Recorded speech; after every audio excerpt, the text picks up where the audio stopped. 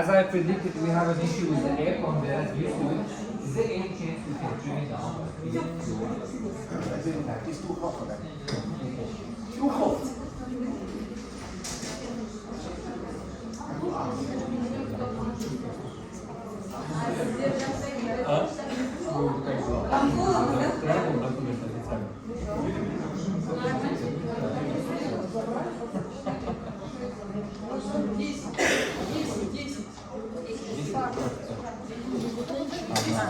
Да. У нас всего по списку было 11 человек, плюс Маржан же полный ехал, 13 человек. Да? Поднимите руки, кому Сингапур нужно. Сейчас опять в списке меня нет, я не написала, конечно.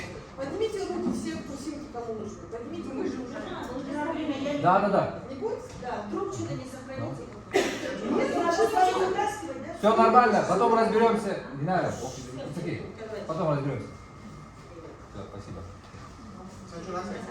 Yeah.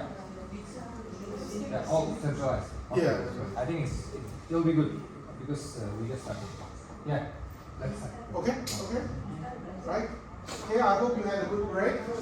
So, we're going to get the blood pumping to the brains. Right? So, I'm going to start off with how, for the next hour, or maybe hour and change, I'm looking at how technology is affecting the classroom for public schools. So I'll be sharing with you some public policies. But I always thought that it's good to start from the history, understand why we are driving this. Сейчас мы начнем с истории об использовании и влиянии технологий на обучение. Давайте начнем с истории.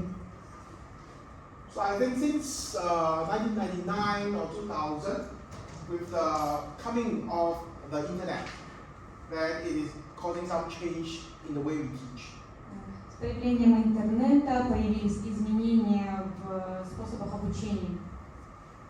So, what are the two driving questions that come out of this? Is number one, what does teachers need to know in order to incorporate tech, which means is technology leading pedagogy or is it pedagogy leading technology? Отсюда вытекают два вопроса в изменениях. Первое – это учителя должны знать, что же все-таки управляет технология, управляет педагогикой, нежели педагогика управляет технологией. Second question, how do you develop the resources? И второй вопрос, который вытекает, это как можно развить эти ресурсы. Most of the time, we are limited by our knowledge. Большинство времени в прошлом мы были ограничены в своих знаниях. Because technology changes very fast. Так как технологии меняются очень быстро. The toys, the apps change very fast. Приложения и услуги, которые предоставляет нам интернет и технологии, меняются также очень быстро. So are you going to spend time and money chasing the apps? Вы готовы потратить время и деньги в погоне за новыми технологиями? Or are you going to spend time and money deepening the use of the tech? Или вы предпочитаете потратить время и деньги в углубление знаний этих технологий? That is the biggest question in education world now. И сейчас это является одним из важных и больших вопросов. Гнаться за технологиями или изучить их? Okay? Yeah? Yes. Okay. Okay. So now I bring you to the horizon report. Horizon report. Сейчас мы с вами будем рассматривать отчет. So the Horizon Report is a yearly report by an organization that looks at the trends in education technology. Доклад, как он называется, да, Горизон, я поняла. Да, это ежегодный отчет. доклад. Это ежегодный доклад, отчет об использовании и изучении технологий в обучении. So we look at from 2020 to 2021 to 2022. What do you see? What is the new tech that's coming? За последние 3 года мы вот видим, какие новшества возникли и есть в технологиях в образовании. As educators, as school leaders, what is your idea of technology now? Он спрашивает вас, как учителей, как представителей школ, какая у вас идея и представление об использовании технологий в обучении? Any answers? Ваша цель и ваше видение использования технологий в обучении? Effective implementation of the technologies into the learning process. Okay, so that's the pedagogy. But what about the tech that's coming? For example, AI. Like artificial Yeah. intelligence. Yes, yes, artificial intelligence. Он сейчас спрашивает, да, не про педагогические техники и технологии, а именно в использовании технологий, например, как искусственный интеллект. Первое – это индивидуальный подход. Второе – это более глубинное понимание среза каждого ученика на текущий момент. То есть где-то глубинно, где-то поверхностно, то есть меньше-больше индивидуальный подход, и плюс это получается как сказать, делать срезы еженедельно именно с использованием искусственного интеллекта. Тернер спрашивает именно, вот, что вы рассказываете, это очень правильно, это более педагогика. А Тернер спрашивает именно как руководители школ, какие технологии вы бы хотели применить у себя в школе. Например, технологии это могут быть iPad, это могут быть искусственный интеллект, очень много разных программных обеспечений, которые и бесплатные, и платные. Если у вас какие-то идеи применения этих технологий именно у вас в школах. For example, Google Classroom, Например, Google Classroom. Canva. We used to. Okay. So we are talking, right? These are the technologies that I'm talking about. Yeah. Robots, right? AI. So here we have learning tools, analytics, learning analytics. So these are the trends that's coming, right? Новшества, которые сейчас используются в этих технологиях, вот он перечислил. Then we talk about hybrid learning, online, offline, right? COVID, okay? Then we talk about teacher training, very important because all this cannot happen when the teacher doesn't know anything. Hey. Всего этого не было бы, если бы не было бы нет, не ковида, а именно он смотрит на профессиональное развитие учителей. What is micro-credentialing? Micro-credentialing. Have you heard of this? What they are doing now in the world is they have a lot of online courses like open course, right? Like Coursera. Coursera. Yeah, Coursera. And in Coursera is 3 hours, 5 hours. Then every time you finish 5 hours, they give you one small certificate, Or geek brains. right? Он сейчас говорит об онлайн-курсах, которые мы проходим и получаем по окончанию сертификата. Это и есть микро. Many of such courses together is called micro-credentialing. This is the latest trend. So why they do this? Because they know that people are busy, but yet they want to learn. So you do not need to register in a university for 2 years. You can do it at your own pace. Цель программы – это предоставить возможность занятым учителям получать платные онлайн-курсы. So how would it affect? I'm sorry. You were saying something? So how would it affect school teachers or even the teaching? Как это влияет на нас, на школьных учителей? I Какое влияние оно имеет? give you an example. There was a student in US who finished high school, but while he was doing high school, he actually did a lot of AP credits, advanced placement credits. The moment he finished high school, next day he registered at Harvard University 3 days later, he graduated. Один из примеров, он говорит, что обучает студент в Штатах, в то время, пока еще обучался, он проходил несколько таких онлайн-курсов, и по окончанию он смог завершить за 3 года Гарвардский университет при помощи знаний, которые он получил на онлайн-курсах. This will completely change our role, our existence. Right? Students no longer need to come to school. They can just say whatever you teach is not useful. I can learn online, faster, shorter time. So, he got the degree from Harvard online also? Who? The student from US? No. It was a real Harvard university. It was not the Harvard online program. No, Harvard University gives No, the these opportunity credits, to learn this yeah, course, yeah. right? To pass this course. Yeah. So this is like It was the, given from the Harvard University. yes, it was Harvard University. The open spaces, yes? Because I wanted to clarify that Harvard now has traditional Harvard. They also has a Harvard online. Oh, So that student is from Harvard, although he did his courses online. so that certificate is qualified, yeah, for the Yes, it's Harvard. CV. Yes, it is. Да, то есть Да. он не обучался в самом Гарвардском университете, он получил все эти знания на онлайн, через онлайн. И он говорит, что именно цель этих кредитов, кредиты, этот онлайн-курсы, они нашу роль немножечко смещают. Да. So it's Зачем они really, нужны? it's really giving us a lot of cost for talk. Huh? Anyway, next. ChatGPT. Oh, yeah.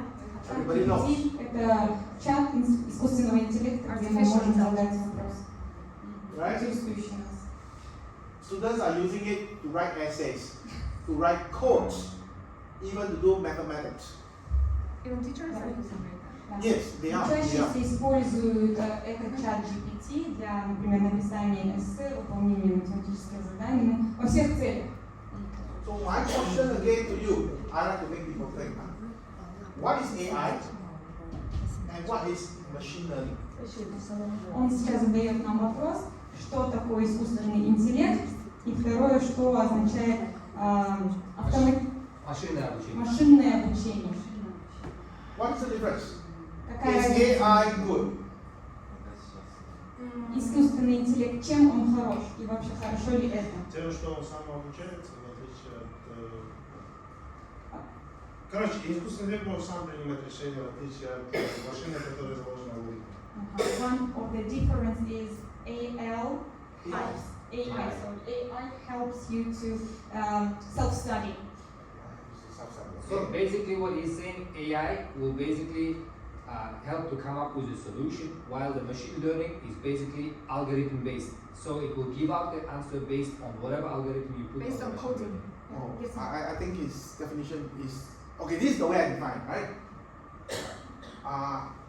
Anybody here do online shopping? Amazon, Shopee? Yes. While Кто there is пользуется Good. онлайн-шопингом? Okay. Да, всем You go знакомо. online and buy something.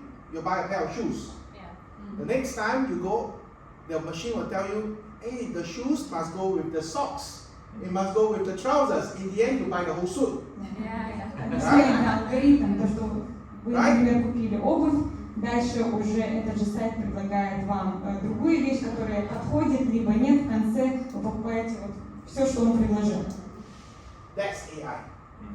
Based on what you have done, what is your preference, it will recommend you what it thinks you like. What's your interest? Искусственный интеллект — это вот то, как раз таки, что ориентируется на ваши предпочтения, на том, что вы любите, он больше дает вам советы, да? We are now progressing into the next stage of AI, and that is machine learning. Следующая ступень, следующий уровень — это машинное обучение. The godfather of AI recently just resigned from Google, as well as Elon Musk is trying to stop this research. Основатель искусственного интеллекта Илон Маск, он постарается остановить, прекратить именно машинное изучение. Why? Почему? Because this recommends you based on what you have actually selected before. But this makes use of what it knows about you to predict your next move. You see the difference? I bring it to a teaching context.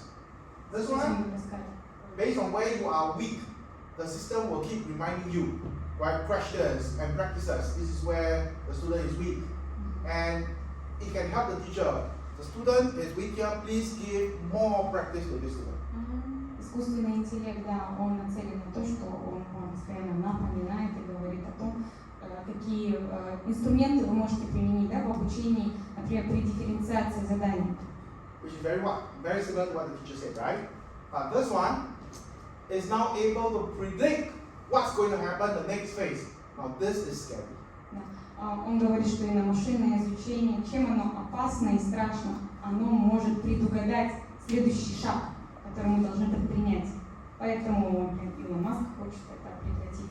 Imagine 20 years down the road, machine can even teach you. So let's say I come in, you tell me that you want this, I'm able to base on your responses to generate the whole slides on the spot.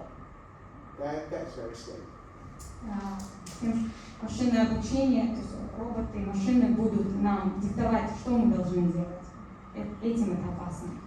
Он говорит, через 20 лет, Да, через 20 лет в машинное будущем. обучение, например, да, вы как в роли учителя сейчас, ученик приходит в класс, и вы примерно оцениваете, да, какие у него слабые стороны, сильные стороны. А теперь машинное обучение в скором будущем, также ученик придет, будет разговаривать с компьютером, и компьютер уже будет понимать, на каком уровне он находится, и плюс он будет все его расписание делать, какие ему уроки преподавать. Значит, да, вместо учителя все делает машина. Заменит роль. Yeah. So keep that in the back of your mind. Let's move. So the question in using technology, back to school teachers. Is it technology that's driving your teaching, or is it pedagogy that's driving your teaching? Right? This is always a struggle. Okay? Вопрос, к которому мы возвращаемся, это все-таки, что чем руководит технология педагогикой, или все-таки педагогика руководит технологией? Okay. They say pedagogy. I'm sorry? They answer the driving question. Okay, good. It's for them too. So now I go to the Singapore system and look at how our IT is being adopted. So in Singapore, the IT master plan or the route to transformation using technology started in 1997. В 1997 году основалась ICT. Information Communication Technology. Да, мастер-план. Началось образование мастера-плана, использование именно интерактивных методов, компьютерных методов. Yeah, information communication technology. Right? So that stage, MP1 is about laying a strong foundation. Первая ступень, которая называется MP1. What does it mean, sorry? MP1? Yes, lay. Master plan laying, that means, example, all teachers to be taught how to use PowerPoint. Strong foundation. Ага, ну то есть это базовые знания для всех учителей, например, изучать, например, тот же самый PowerPoint. Это план Министерства образования применения технологий в школах. И первый этап был зачат с 1997 по 2002 год. Это первые зачатки, когда люди массово начали пользоваться Microsoft Word, Excel, PowerPoint. Вот в 1997 году они начали внедрять это во всех школах, когда вот технологии только начались. Это вот первый этап. So it's about foundation. Then you also need Wi-Fi, router, laptops. So you give hardware and software. So that is MP1. Да. На этом, как он сказал, на первой ступени этого плана На первой ступени они начали раздавать учителям, ученикам компьютеры, ноутбуки, программное обеспечение, начали устанавливать в классах Wi-Fi раутеры, чтобы у всех был доступ к интернету. Этот этап проходил с 97 по 2002 год. Я поддерживаю базовые Okay. MB2 from 2003 to 2008. Now, this is establishing a baseline. MB2, establishing a baseline. That means we start to bring in by primary 5. Every child must know how to open and close a Microsoft Word, a baseline. By secondary 1 or 2, they must know how to use an email. They must know how to log in. So setting standards. That's MB2. В этот промежуток времени они уже это утвердили, первый мастер-план, и, допустим, в начальных школах, да, ученики, которые уже были снабжены теми же ноутбуками, они на утвержденном уровне, да, проходил уже чекап. Да. С 2003 по 2008 год Министерство образования поставило минимум задачу. Минимум задача, чтобы ученик в 5 классе смог, например, зайти, открыть Microsoft Word, написать пару слов. А уже к 8-9 классу, чтобы он мог самостоятельно заходить на свою почту и смог написать имейл. Это минимум план на всех. Then we go to MB3. 2009 to 2014. So MB3 is talking about SDL, self-directed learning. Следующая ступень, которая была с 2009 по 2014 год, она была направлена на саморазвитие, да? Да. С 2009 по 2014 год это самообучение учеников с применением технологий. Right? And we talk about, they introduce competencies here, 21st century competencies, as well as the responsible use of ICT. Okay? Я не переживала, прошу прощения. No hacking. Responsible use. Do not hack other Like people's accounts. digital literacy. Yes, yes. Digital literacy. И Information. в этот же период они поставили стандарты, чтобы ученики, учителя не злоупотребляли этими технологиями. Были поставлены какие-то стандарты. Then we go to MB4, which is 2015 to 2019, and this one is about cyber wellness. Easy, cyber wellness. Maintain your mental wellness in using technology. Right, so the definition is 21st century competencies as well again as a focus on self-directed learning. So they want them to learn on their own. And then finally, now we are at number 5, they call it the EdTech plan. And this one is to strengthen the use of education technology, EdTech. И на сегодняшний день план использования технологий в обучении, да, это получается утвердить и, слово я забыла, превращение strengthen, улучшить и Навыки 21 века.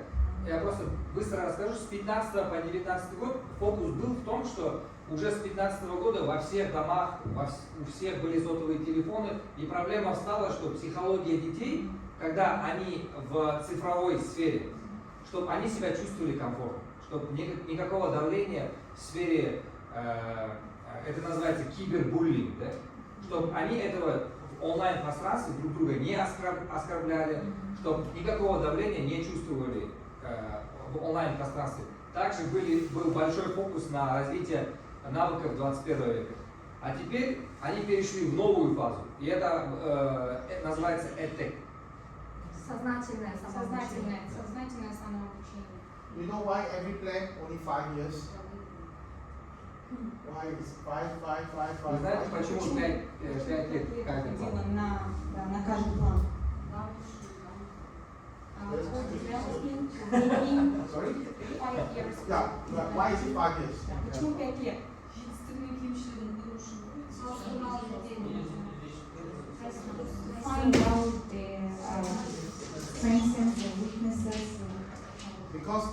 minister only stay 5 years.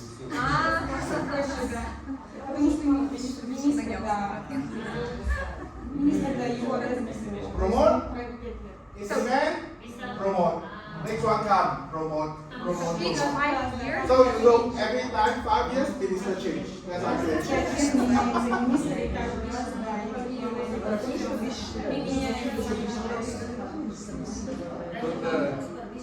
Тут чтобы министр образования здесь местной политики, это такая должность, если ты себя вот, в Министерстве образования показал, значит тебя можно в другую должность сразу повышать.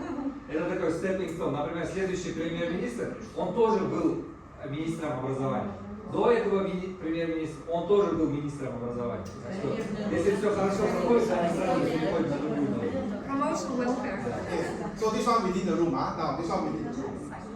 Only those with chance to become education minister or chance to become the prime minister. Только тот, который успешно был министром образования, только в этой комнате. Никого не распространяет. Окей. Только у него есть шансы стать премьер-министром. Поэтому, например, если кто-то был хорошим министром образования, значит, скорее всего, он станет следующим премьер-министром. Дети, да, младшего возраста, среднего, Politics. по мере роста детей и уровень знаний детей тоже увеличивается и добавляется. Ну, так же, я не так. She making a comment on the question? Yeah, just make it. Oh, okay, okay, yeah. So okay, this one. So when I was leading the public school, most or almost all public schools in Singapore, primary, secondary, and junior college, will have at least 2 computer labs. Все школы, которые он руководил, общеобразовательные школы, как минимум имели 2 компьютерные лаборатории. So В one, начальной В школе, начальной школе, в средней и высшей школе. one computer lab, 40 laptops. В одном компьютерной лаборатории находилось 40 ноутбуков. Notebook, yeah. Then all teachers will get 1 notebook. И all teachers or each? Each teacher. И каждый учитель, да, был снабжен одним ноутбуком. У каждого отсутствует.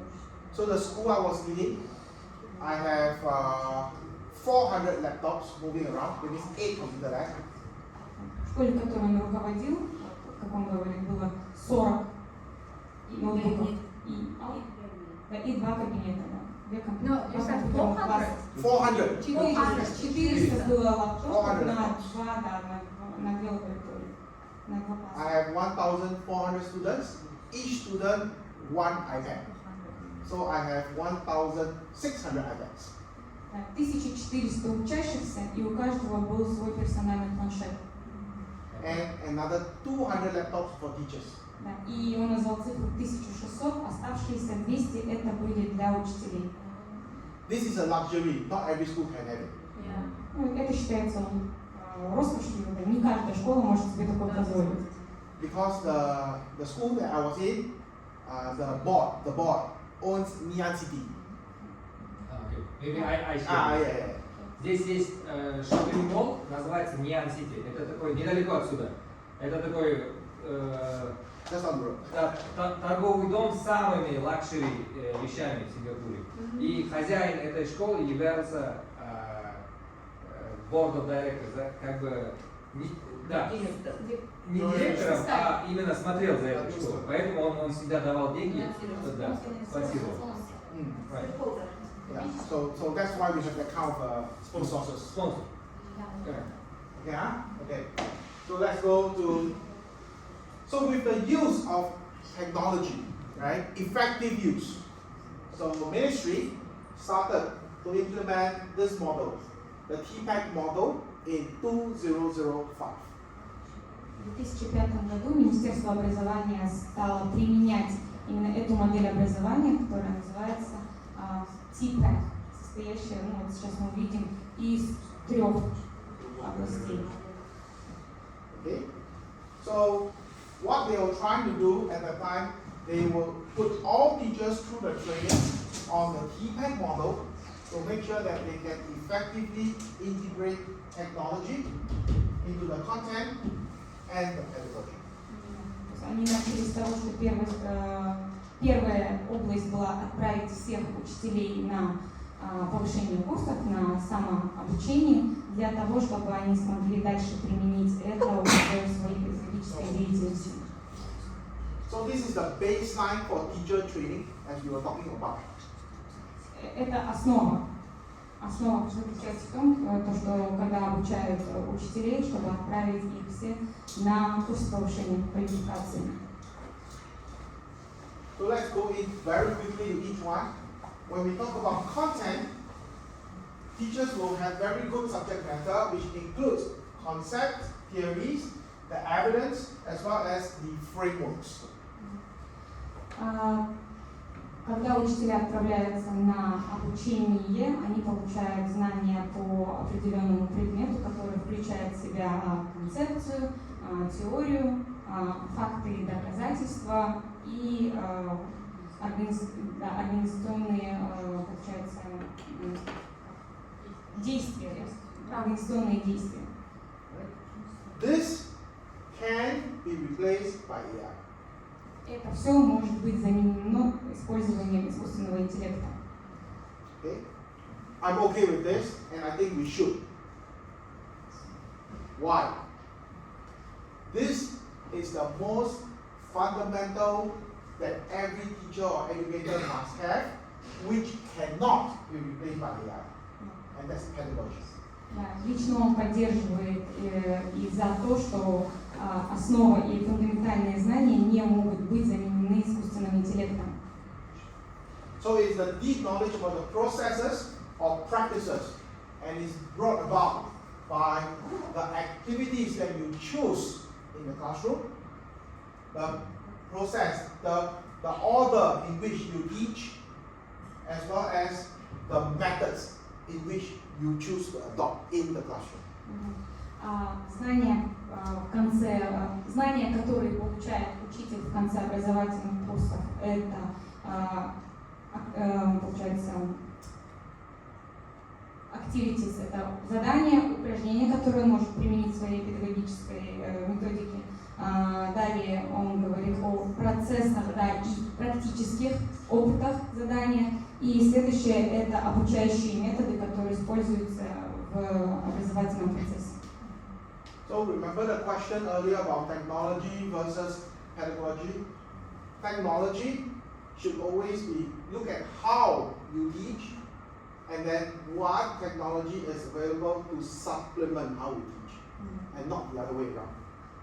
Если вернуться к тому вопросу, что же все-таки лидирует и управляет технологией, педагогикой или наоборот, он говорит, что педагогика, она идет вперед, а технология только в поддержку, да, смотрит, как проходит этот процесс и дополняет педагогику.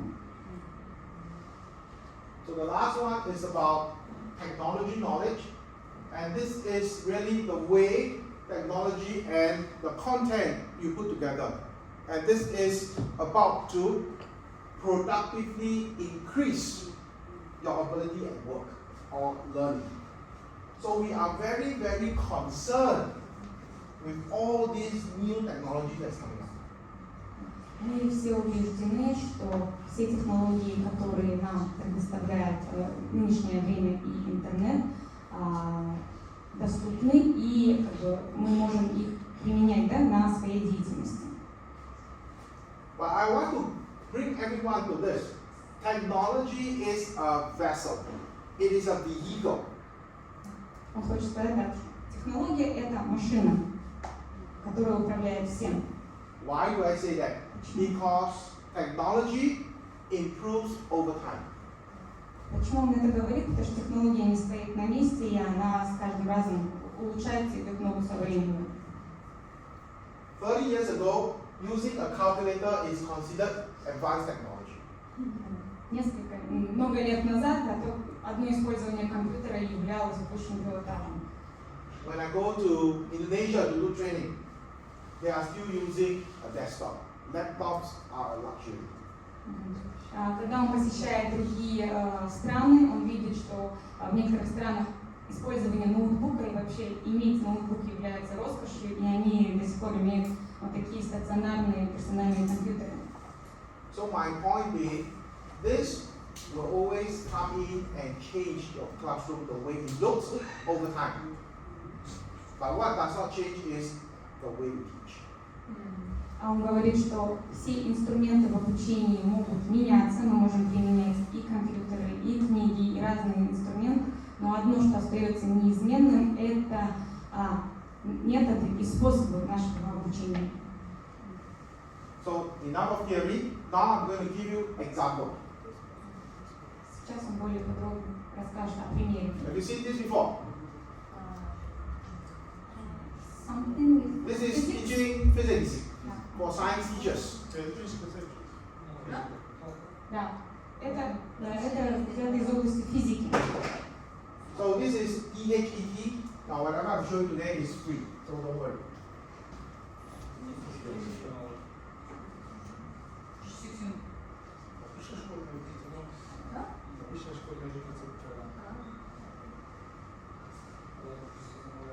Знаете, какой? Yeah. So when you open, you can. Have you seen this before? Это бесплатная Это программа? бесплатная программа, которую можно использовать. Circuit construction. Okay. So these are some of the simulations online, and it's developed by Colorado University. You can Google PHET simulations, and you will just Пожалуйста, название сайта. Okay. So this is very effective to me in teaching physics. I was a physics teacher because Являясь учителем физики, да, он использует this will be the программу, source, считает ее this will be the light эффективной. bulb, and then I will put in the wire Физика. and I will connect them. Right? Симуляция рисования. Симуляция рисования. Полное рисование. Да, он рисует, он наглядно показывает ученикам, да.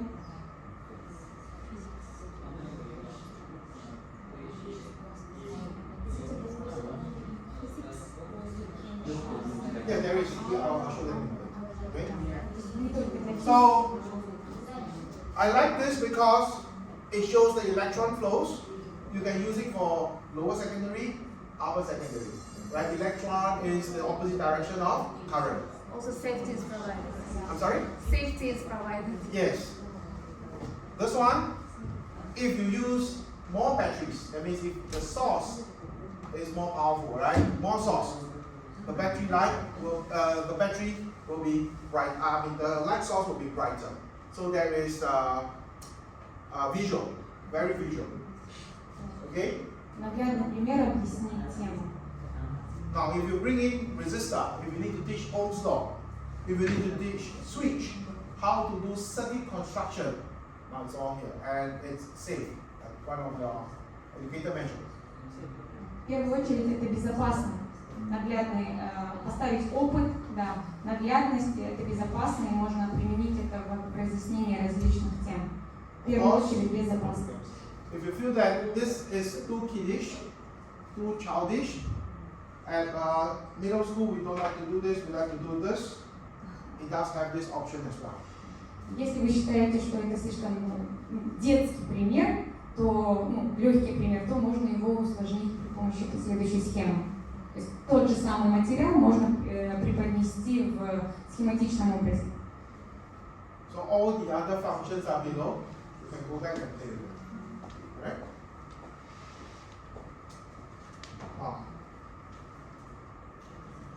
Open Google. If your question is, does it only come with physics? No. University of Colorado is here. And then you can say physics, chemistry, biology, or science. Сайт доступен для применения наглядности и использования не только для физики, но и для других естественных предметов. So of course, if you go in there, this is where you see, right? And go and explore. Содержание этого сайта, и вы можете найти то, что именно вам нужно. Тоже бесплатно. Это да, это все бесплатно, но нужно зарегистрироваться только.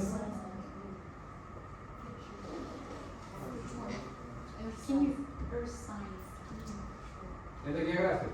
Да, это география.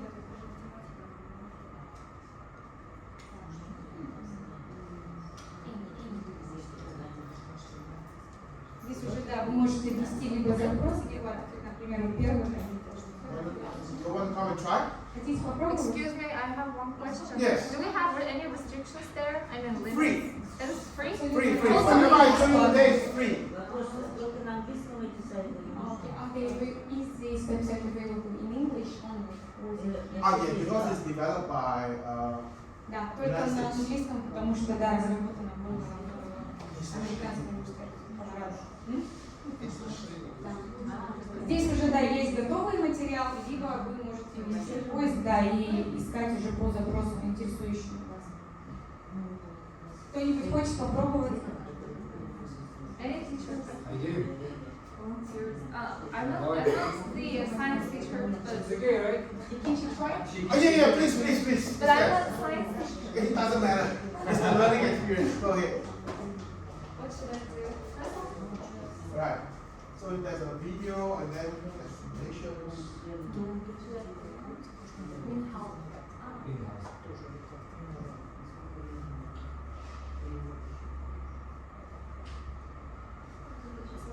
Yeah.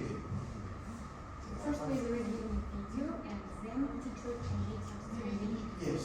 То есть обучающее видео, как мы используем видеоуроки на своих уроках, да, здесь то же самое обучающее видео, и дальше уже учитель может применить его как инструмент, нарисовать графики и построить схему согласно вашему предмету и теме.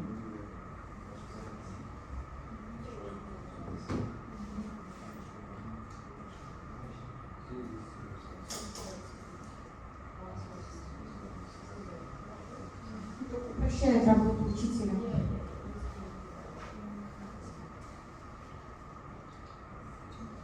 This is still prototyping.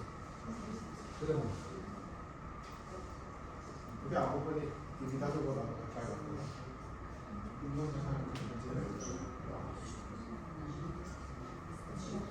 Если да, сейчас возникнет технический неполадок, после I'll try it after I show you. сможем. Okay? But definitely,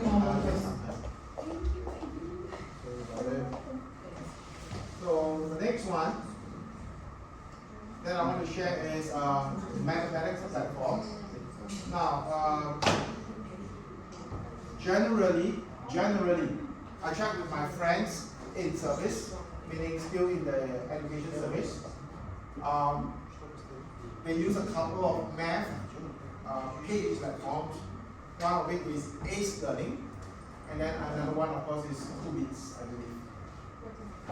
K-O-O-B-I-T-S, Qubits. Yeah. Yes. Same. Learning math. Learning math. Сейчас да, предоставляю вашему вниманию обучающую платформу для обучения именно математики в начальной школе. But this is subscription based. Subscription, you have to pay. So Да, это уже платная версия, на которую вы должны подписаться и оплачивать подписку. before 2017, there are about 300 schools in Singapore. До 2017 года в Сингапуре существовало и было только 300 школ. 300 школ. Right? The Ministry of Education will give each school 50,000 Singapore dollars every year to subscribe to a platform. Ежегодно там Министерством образования выделяется определенная сумма 50 тысяч сингапурских долларов для покупки или для подписки на такие обучающие платформы, потому что они являются платными. Это каждая школа. Каждая школа подписывается. Да, Министерством образования. What that means is it's 15 million a year. 15 миллионов в год затрачивается на подписки различных платформ платных. So because this money, they mandate every child must have one account online. Part of the e-learning that we talked about, the master class. Okay? So in 2017, they decide to save the money and build their own platform. Позже, в 2017 году, они решили в целях экономии бюджета создать свою платформу. So instead of giving $15 million every year, they, within Ministry of Education, they now want to build their own platform, learning management system, and the name is called SLS. What does it mean? Student Learning Space. Space, да.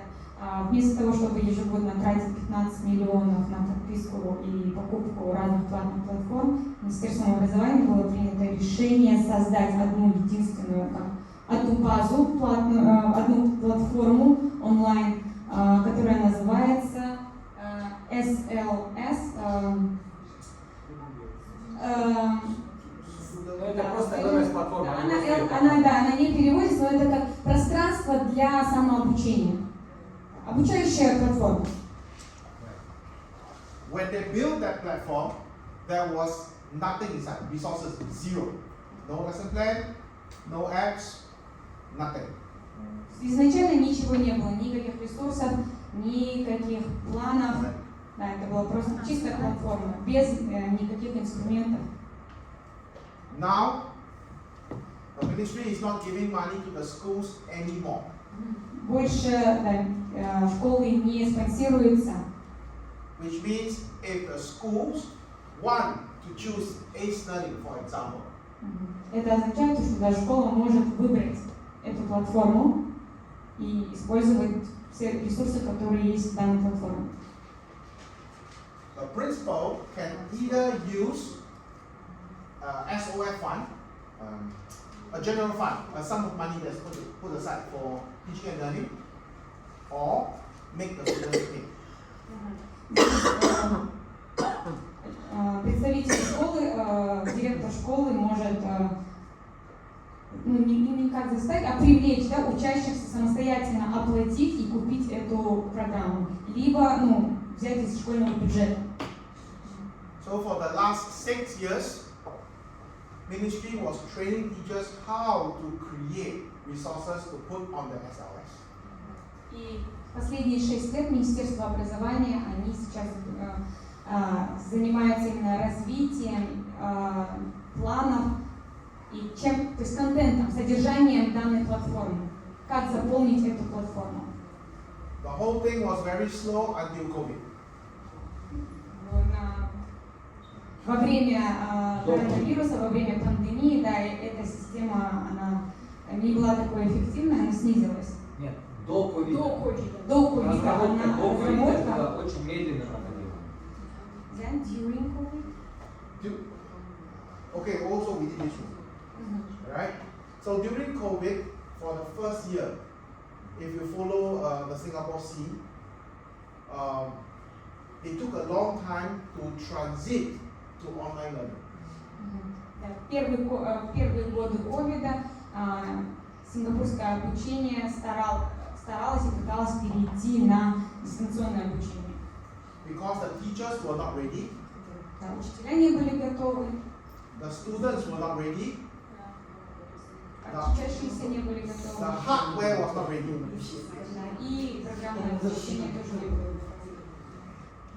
So it took them 1 year to prepare.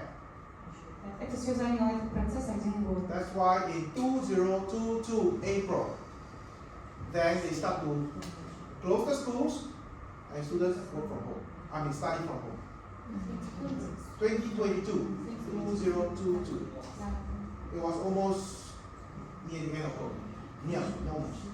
И только практически в конце пандемии, в 2022 году, в апреле они стали закрывать школы и вести дистанционное обучение из дома.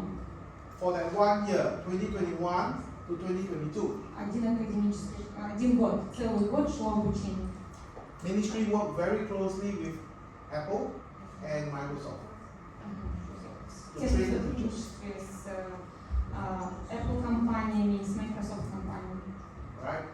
And they also talk about all the hardware. They work with them to provide the hardware. They talk about students at home who do not have laptops. Yes.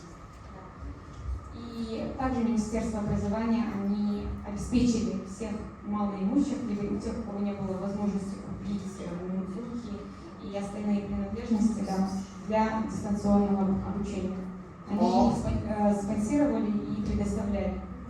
Or for students or families which have more than one children. Или семьям, у которых больше одного ребенка.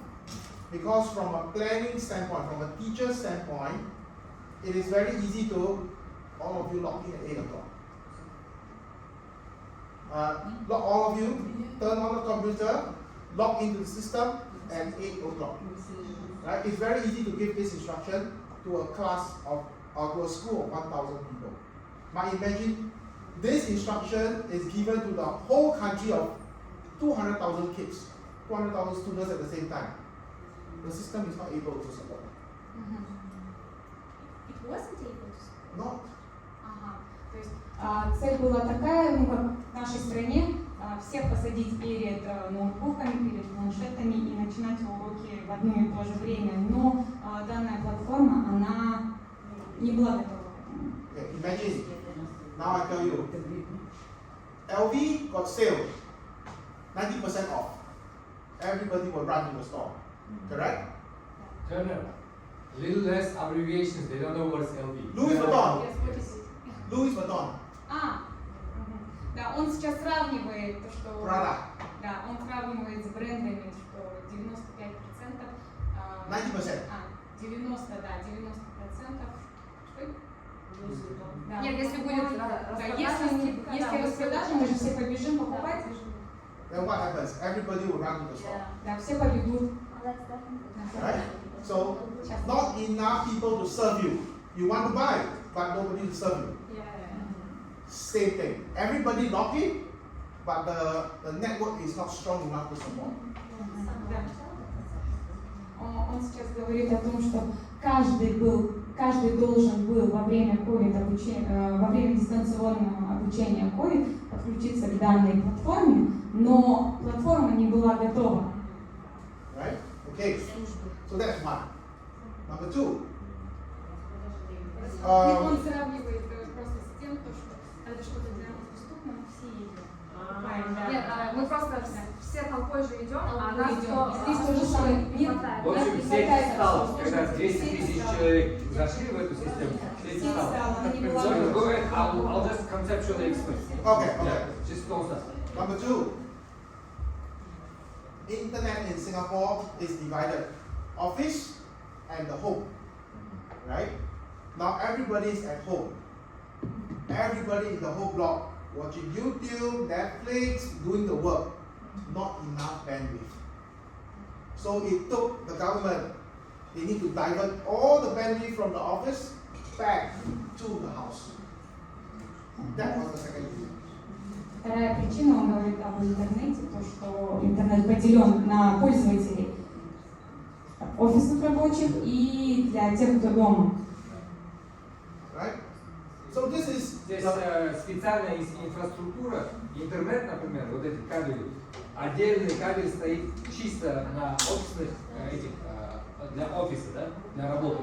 И другой кабель идет, это уже для пользовательского интернета. И когда все зашли во время ковида через домашний интернет, сеть встала. И поэтому государство инвестировало в новую инфраструктуру и быстро начали строить сети именно для домов. So these are the considerations which we don't see, but it's there. That's why there is a lot of issues. Number three, the students are not ready, they forget their password. Одной из причин тоже, почему дистанционное обучение вначале потерпело неудачу, это обучающиеся забывали свои пароли. Even we sometimes don't forget the password. Даже мы забыли. Right? So all this becomes a toll on the system for 1 year. И эти перечисленные три причины являются причиной, почему именно ввод дистанционного обучения в Сингапуре занял 1 год. Okay?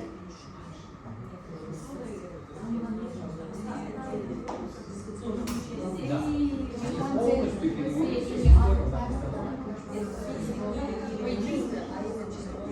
And then,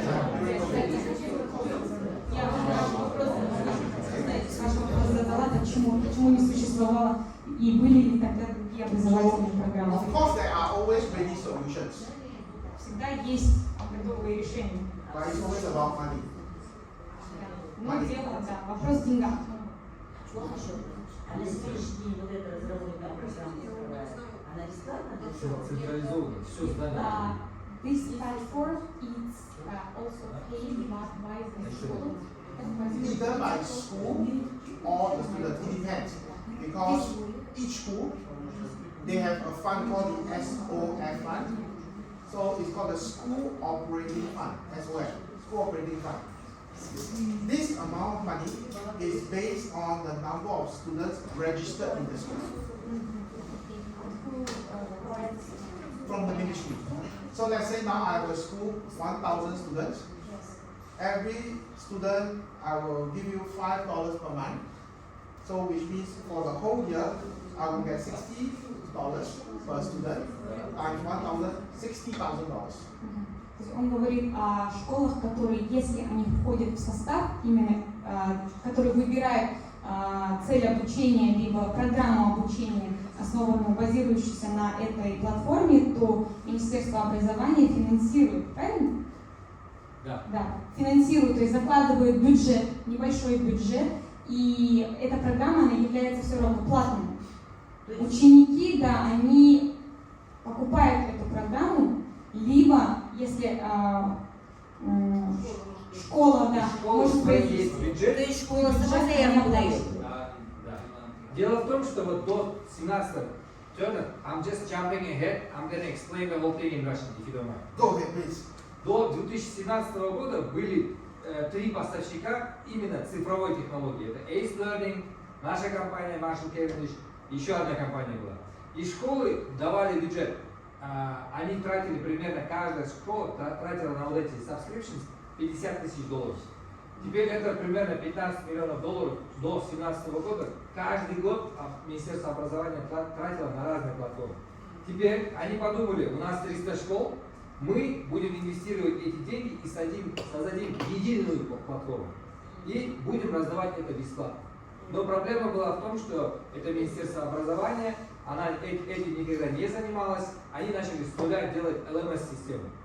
Что они начали делать? Они начали маломальские компании выкупать и интегрировать в свою систему. И со временем, вот, с течением 6 лет, да, уже, все вот эти маломальские компании, им предлагают какую-то цену, если они не соглашаются, то обычно Министерство образования просто копирует эту платформу и создает у себя. И тем самым они экономят именно на этих платформах. Но если же есть определенные платформы, которые очень трудно симулируют, потому что там очень такие сложные технологии применяются. Если такие платформы есть, и школа хочет их купить, есть 2 варианта. Первое, это у них есть свой бюджет, и этот бюджет они могут потратить, например, на ремонт спортзала, там, они могут сделать там бассейн у себя, вот примерные деньги. Или же они могут потратить это на платформу. Это на усмотрение директора. Второе, они могут собрать у детей, у родителей деньги на эту платформу. В чем особенность? Особенность платформы Министерства образования. Нет, он просто на примере Primary Maths показывает, но вот эти, например, Ace Learning, одна из платформ Ace Learning уже существует на платформе Министерства образования. Это такой гигант, знаете, как WeChat китайский.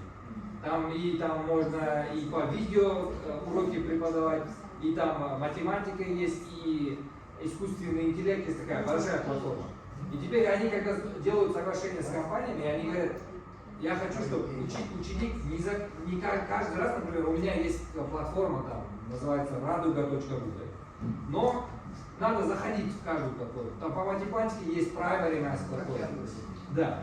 Но они сделали так, что если вы поставщик Министерства образования, вы должны заходить только через одно окно. И там будет ваше предложение, и ученик может сразу с одного окна заходить во все платформы. So, what is the advantage? Remember, I explained earlier that we like to press them, to give them more practice, and going back to practice and practice. So this is one way where the resources are already created, the teachers just need to pass out to the students. Преимуществом данной платформы является то, что в одном месте хранятся уже все ресурсы и задания для использования в обучении. Учителя могут применить их сами, либо когда идет самостоятельная работа учащихся, может зайти на данную платформу и выбрать задание себе. Это особенность, он говорит об особенностях этой платформы. So second is Chinese mentality. The parents don't like to see their children play. They always ask for more homework. Менталитет, например, китайской семьи о том, что они не хотят и не любят, когда дети, ну как и мы, да, что дети проводят много времени за использованием планшетов и других гаджетов, что они играют без цели. Right? So you got the part about the money, right? Why we pay and so on. So that's why there's two. There's SOF, the School Operating Fund. Now, if it runs out, then they will make the children pay. Okay? Он повторяет слова Алгата, то есть, что если школьное финансирование, школьного бюджета не позволяет купить данную платформу, подписку, то уже родители должны оплачивать за использование. То есть вся платформа, она в виде игры. Поэтому он говорит о китайском менталитете, то что играючи, дети делают все задания онлайн. Используют проводят время за гаджетом. Поэтому родители готовы за это платить. So just now that one was a paid version of resource. Now I want to show you a free version of mathematics. Бесплатная версия этой платформы использования в математике, в обучении математики. So I want to have a caveat. Most mathematics teachers I spoke to, they prefer to develop their own resources. Многие учителя математики, с которыми он общался, предпочитают создать, развить свои собственные инструменты для обучения. Because they believe that when I'm teaching mathematics, I want the child to write out the steps, not use technology. Да, потому что учителя математики говорят, что когда они пишут эту программу, пишут свою индивидуальную программу обучения, то это помогает учащимся достичь результата в обучении. Индивидуальный подход к обучающимся. Поэтому математики предпочитают писать свою собственную программу. So if you look here, this is the website. You can just Google for GeoGebra, right? This is called GeoGebra. Название. Можете фотографировать название, да. This is completely free, right? Free. Абсолютно бесплатная, да. Азамат, ты пользуешься? Are you using that already? Okay, so let's skip. Now, the last one I want to show you is this. Yeah, it's ready. The loading is done. Мы можем вернуться к предыдущей программе. Попробуйте. Okay. Alright. Now, the last one I want to show is this. This is also another free one, and it is about generating rubrics for competencies. Yes. Следующий сайт, следующая платформа, которую вы можете использовать, она для названия ее. What is Rubik? What is Rubik? Is it criteria or what? It's criteria, like how do you assess a student? 1, 2, 3, 4. Название Рубикса. Это оценка, платформа оценки ученика. Критерии оценивания учащихся. For example, right? I want to do something on oral reading. Okay? Чтение. Oral, right? I'll just click on it. Our presentation. Yeah. And you can look at if it is an oral presentation rubrics. I click on this now.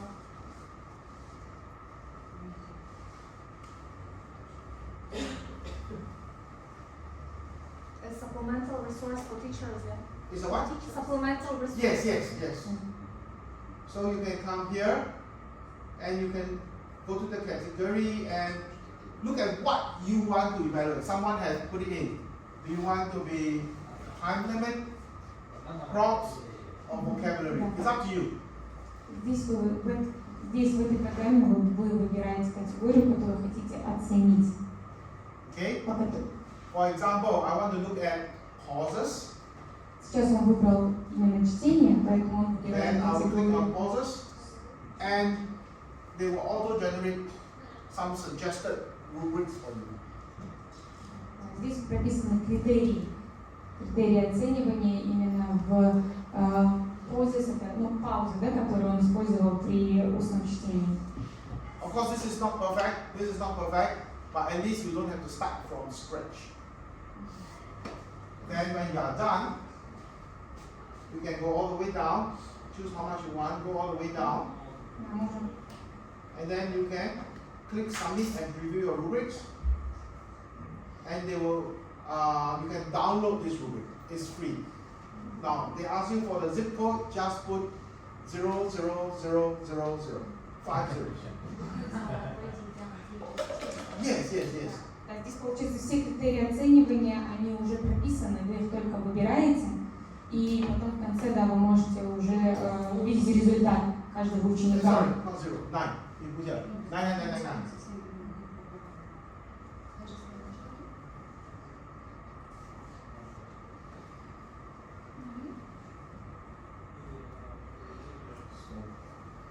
Sorry, just give it a name. Это zip-код, postal code. Mr. Turner, how many categories are there? Up to you. So how many In do you want in writing, your project? can we create band descriptor for writing, for example? Pre what, sorry? For checking writing, essays, band descriptors, can we do this? You can use it as well. Yeah, it's there. And of course, you can click this. It should be done. I'm so sorry. They want you to register now. So just go through what you want. Alright. You keep adding all this. Yeah. And then after you can just modify or you can print or download. Okay? So this is another free resource for you. Да. То есть на этой платформе вы можете самостоятельно залить скрипторы, которые вам нужны именно, и это систематизированно выходит все. То есть не надо ничего высчитывать, а один раз вводите код, забиваете нужный дескриптор по своему предмету, либо рубрики, которые проверяете по тематике, и в конце уже вы получаете полный отчет.